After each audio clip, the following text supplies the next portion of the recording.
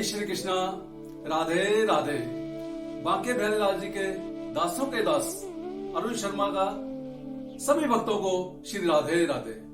आज मैं एक आपके सामने एक और श्री कृष्ण भगत की कथा कहने जा रहा हूँ। बहुत समय पहले पंजाब में मुल्तान जगह में एक पंडित जी रहा करते थे और बाद में वो उत्तर भारत में आके सेट हो गए। उसके बाद जहां पर वो रहने लगे वहीं पर ऊपर एक मुगलों के राज दरबारी रहा करते थे। लेकिन पंडित जी का नियम था सुबह उठकर गीत गोविंद का गायन किया करते थे और वो गीत गोविंद का जिस समय गायन करते थे वो उसी में आत्म विभोर हो जाया करते थे। लेकिन संयोगवश जो उनके ऊपर राज दरबारी जी रहते करते थे वो जब सीढ़ियों से उतरते थे तो अचानक उनके कानों में गीत गोविंद जी के शब्द सुनाई दिए। वो ज्यों ज्यों गीत गोविंद जी के शब्द सुनते गए त्यों त्यों वो उनमें रमते चले गए। आहिस्ता आहिस्ता उनको इतना आनंद आने लग गया कि वो कई बार सीढ़ी से उतरकर पंडित जी जो गायन किया करते थे वो सुना करते थे। एक दिन पंडित जी ने बाहर आके पूछा, मेरी सरकार मुझे ये तो बताओ कि जो मैं गायन करता हूँ क्या आपको उसमें से कुछ समझ आती है? तो राज दरबारी जी बोले कि मुझे इस बात की कोई समझ नहीं आती, ना मुझे इस बात का ज्ञान है, लेकिन हाँ जिस पाठ का आप गायन करते हैं वो पाठ मुझे बहुत अच्छा लगता है और मैं आत्म विभोर हो जाता हूँ। तो क्या आप मुझे पंडित जी ये पाठ सिखाओगे? पंडित जी ने कहा क्यों नहीं, मैं आपको ये पाठ सिखाऊंगा। पंडित जी ने उसका अध्ययन राज दरबारी जी को कराया तो राज दरबारी जी बहुत जल्दी उस पाठ को अध्ययन कर गए और निरंतर उसका गायन करने लगे। जब भी वो अपने काम पर जाते, दरबार में जाते तो उसका गायन करते चले जाते और वापस आते तब भी गायन करते आते। पंडित जी ने एक दिन बोला कि ये जो पाठ है ये गीत गोविंद का पाठ है, ये बहुत महाकाव्य है। जिस समय हम इसका पाठ करते हैं उस समय साक्षात बिहारी जी हमारे अंग संग आ जाते हैं। तो मेरी आपसे एक विनती है कि जिस समय भी आप पाठ करो उस समय एक आसन बिछा लो और आसन पर ऐसा मन का भाव रखो कि वहां पर श्री बांके बिहारी जी बैठे हैं या गिरधरधारी जी बैठे हैं। जो भी आपने मन में सोचना है वैसा चिंतन करके बैठो तो आपको उसका फल अधिक मिलेगा। राज दरबारी ने कहा कि मैं ये काम नहीं कर सकता क्योंकि मेरी ड्यूटी कैसी है, मुझे पता नहीं किस समय दरबार से बुलावा आ जाता है और मुझे उसी समय चलना पड़ता है। और रहा सवाल बैठने का, कई बार मैं 2-2 दिन 3-3 दिन घोड़े की पीठ पर यानी कि जींस के ऊपर बैठा रहता हूँ, तो मेरा ये काम करना असंभव है। हाँ मैं पाठ कर सकता हूँ। पंडित जी ने बोला कोई ऐसी बात नहीं है, अगर आप ऐसा ही करना चाहते हो तो जिस समय घोड़े पर बैठते हो तो उस समय घोड़े की जींस के आगे यानी कि पीठ के आगे आप एक आसन बिछा लो। आसन बिछा लो और ऐसा भाव रखो कि मेरे साथ मेरे सामने बिहारी जी बैठे हुए हैं और मैं उनके नाम की माला जप रहा हूँ। जो राज दरबारी था उसने ऐसा ही किया, उसने एक आसन लिया और घोड़े के आगे रख लिया।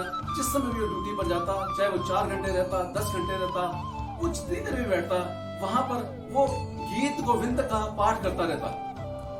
लेकिन एक दिन राय दरबार से किसी अफसर का हुक्मनामा आ गया कि आपने जल्दी से जल्दी किसी जगह पर पहुंचना है। वो हड़बड़ाहट के अंदर घोड़े पर बैठ गया लेकिन उसने बिहारी जी का आसन नहीं लगाया। अब नित्य नियम था उसका, जिस समय घोड़े पर बैठता था वो गीत गोविंद जी का पाठ किया करता था। जैसे ही पाठ करना शुरू किया तो आस्ता आस्ता आस्ता आस्ता जब पाठ में लगन लग गई तो उसको थोड़ी देर बाद ऐसा एहसास हुआ कि मुझे पीछे से किसी घुंघरू की आवाज आ रही है। लेकिन उसने सोचा शायद वैसी आवाज हो, लेकिन फिर उसके बाद उसने फिर दोबारा ध्यान लगा के देखा कि उस घुंघरू की आवाज में कुछ अलग सी लहर थी, कुछ अलग सी खनक थी। तो राज दरबारी जल्दी से घोड़ा रुका उसने और घोड़े से उतरा। जैसे ही उतरा तो पीछे से देखा कि सांवला सलोना मेरा बिहारी जी खड़े हैं। उन्होंने बोला क्या बात, आपने घोड़े से उतर गए हो और आपने गायन भी बंद कर दिया, इतना अच्छा गायन आप कर रहे थे। तो समझ गया कि ये वही बिहारी जी हैं। वो चरणों में पड़ गया, उसकी आवाज नहीं निकली, वो बड़ा हतप्रत सा हो गया कि अब मैं क्या करूं। लेकिन फिर भी हौसला रख के बोला कि हे प्रभु आप जगत के मालिक हैं, आप जगत के पालन करता हैं और मैं घोड़ा चला रहा हूं, लेकिन आप मेरे घोड़े के पीछे पीछे भाग रहे हैं। भगवान श्री कृष्ण ने बोला कि मैं भाग नहीं रहा, मैं तो नाच रहा हूँ, नृत्य कर रहा हूँ, क्योंकि मेरा भगत गीत गोविंद गा रहा है। और आपको ये पता नहीं है कि गीत गोविंद की इतनी महिमा है कि जहाँ पर गीत गोविंद का गायन होता है वहां पर मैं बिना जाए रह नहीं सकता। तो इस पर जो राज दरबारी था उसको बड़ा खेद हुआ और उसने अपने अंदर से अपराधित फील किया कि मेरे से गलती हो गई कि आज मैंने घोड़े की जींस पर बिछोना नहीं बचाया।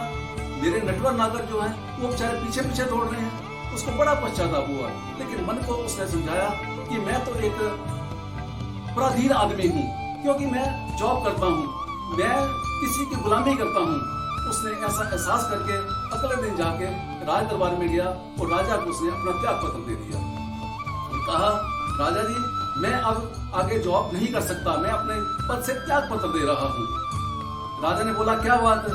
उसके बाद वो कहकर कोई जवाब नहीं दिया और वो घने जंगलों में चला गया और वहां जाके तपस्या करने लगा और नित्य नियम से गीत गोविंद का पाठ करने लग गया। वही गीत गोविंद का पाठ इतना फलीभूत हुआ कि एक दिन माधव उनके सामने आ गए और उन्होंने आशीर्वाद दिया।